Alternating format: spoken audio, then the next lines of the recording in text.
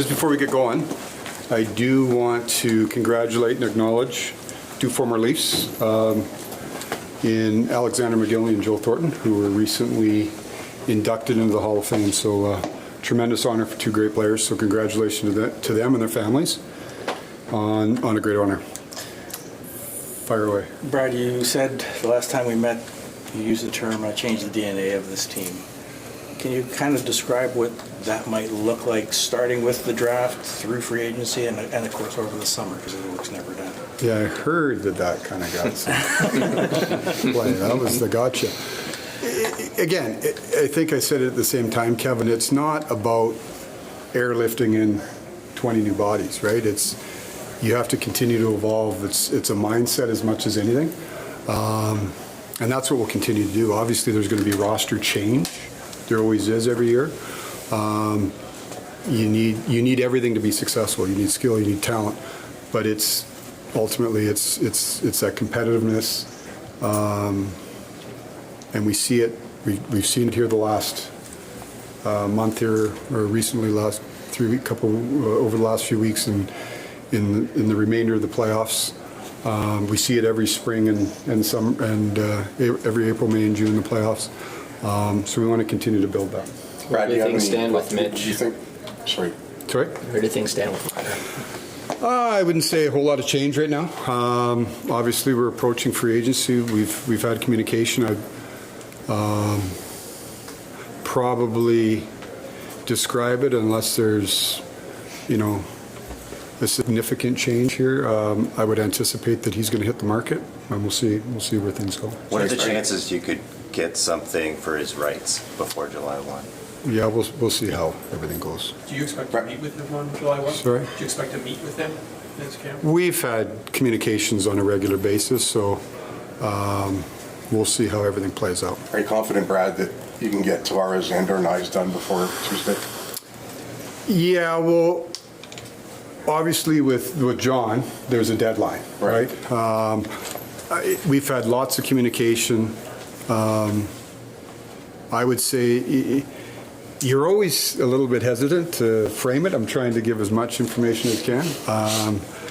But it's been positive, right? As I think we said at the end of the year, you've got a player who we both expressed a shared outcome, which is John wants to stay, and we want to keep John. And like any contract, there's usually just two little stumbling blocks: term and money. Once you get by those, usually things flow pretty quick. So we're moving, hopefully in a direction to bring it to closure. My hope is until proven otherwise that we'll have a good outcome there. Matthew, same sort of thing. Lots of communication. Not the same deadline necessarily, but it goes without saying, Matthew's going to make more than what he's making now in his next contract. And you also want to protect yourself moving into the summer. Past July 1, we all know we want to make sure we're protected. I don't anticipate, I'm sure the next question is going to be an offer sheet. That's not anything you can operate in fear with, but you have to do proper business.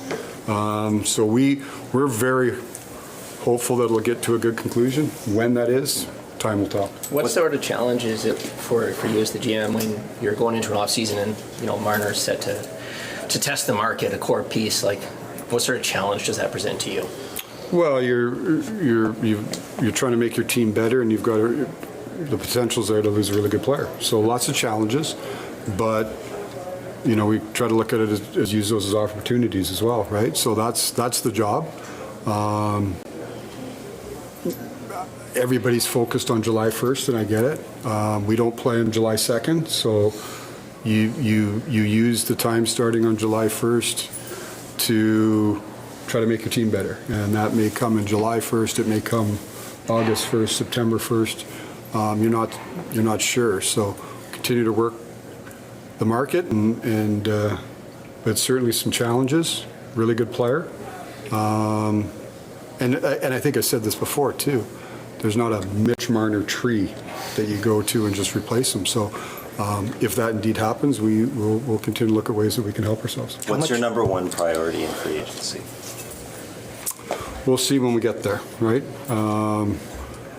you got to see what's available in free agency. I think it probably dovetails a little bit in Mark's question. Obviously, with Mitch going, if Mitch is going, then everything that he does, right?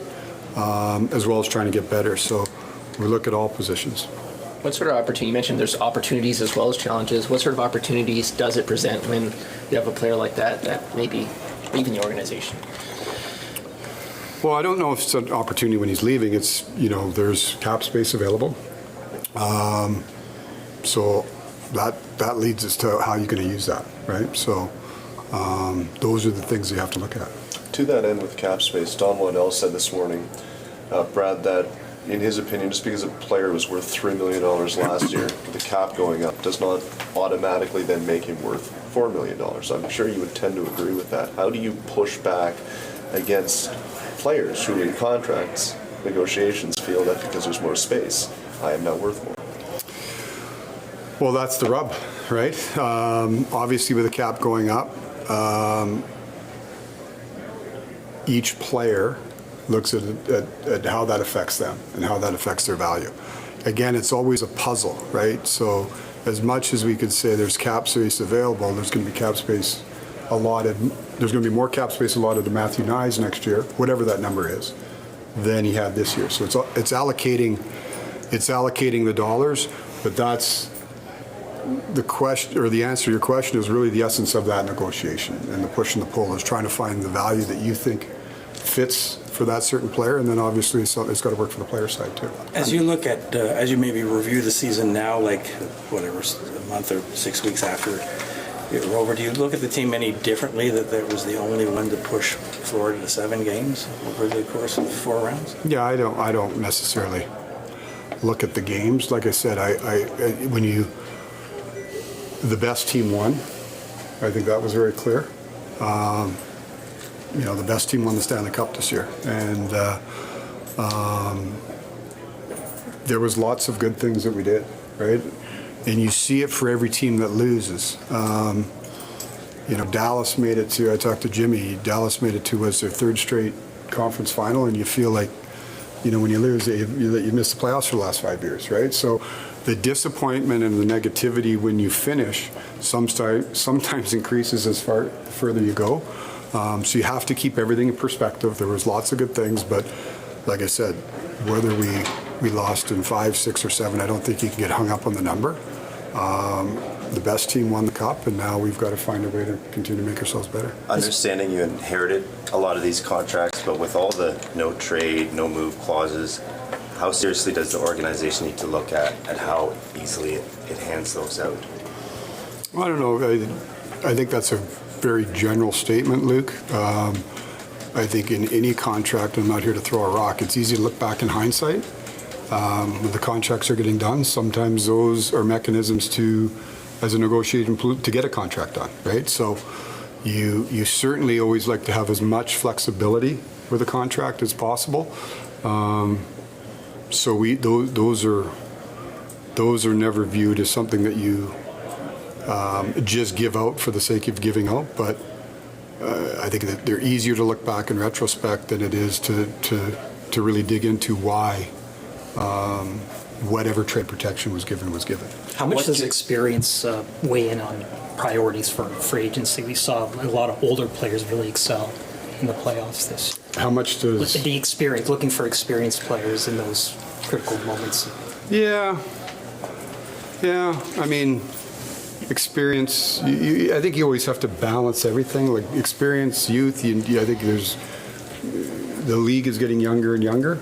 I don't think it is I don't think it's a coincidence that a lot of times you see that team that's finishing at the end. I don't know, you see a ton of rookies on those teams. Right.